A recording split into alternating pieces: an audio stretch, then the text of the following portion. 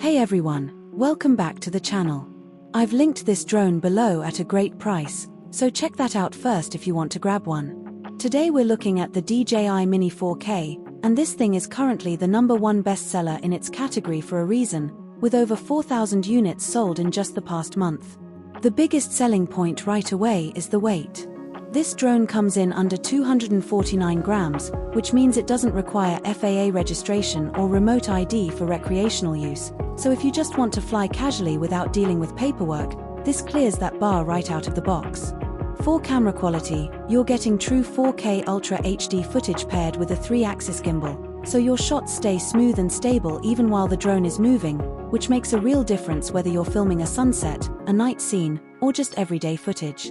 It's also genuinely stable in rough conditions, holding steady in level 5 winds up to 38 km per hour, and thanks to the brushless motors, it can take off at altitudes up to 4,000 meters, so it's not just a fair weather flyer. Battery life depends on which set you choose.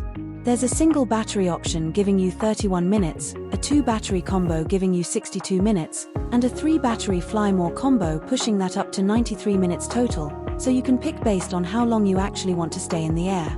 For beginners, this is about as approachable as drones get. You get one-tap takeoff and landing, GPS return to home, and stable hovering, plus built-in learning resources if you're completely new to flying. And if you want creative shots without any editing skill, the QuickShots feature automates cinematic movements like drone, rocket, circle, and boomerang, so you can get professional-looking footage in just a few taps. Overall, if you want a lightweight, registration-free drone that still delivers real 4K quality and beginner-friendly controls, the DJI Mini 4K is a genuinely strong pick. I'll leave the link to this DJI Mini 4K in the description below if you want to check the current price. Thanks for watching, see you in the next one.